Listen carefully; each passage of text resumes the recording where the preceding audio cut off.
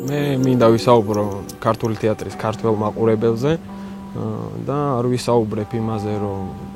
სულიერი საზრდო უნდა მიიღონ თეატრიდან, მოსმენის კულტურა უნდა გქონდეთ, არამედ ვისაუბრებ იმაზე, რომ ქცევის კულტურა არა აქვთ თეატრში,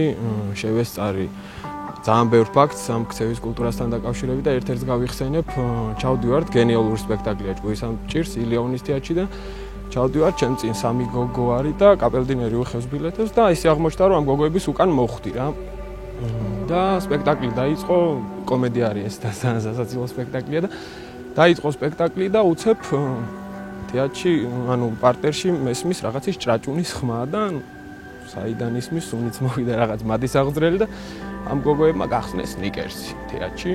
სპექტაკლის სრულობის დროს და დაიწყეს ჭამა და მე ვუთხარი გოგოებო მეთქი თქვენ წყალით ჩამოგართვე შემოსასვლელში მეთქი წყლის დალევა თუ არ შეიძლება ესე იგი სნიკერსში ჭამას არ შეიძლება და ასე შემდეგ ხუიო კაიო ბოდიში ვარ ვიცოდითო და შეინახეს ეს სნიკერსები და ცოტა ხანში კიდე ჭრაჭუნის ხმას მზეს უმზირა ამოიღეს და დაიწყეს ჭამა ეს მზეს უმზირის და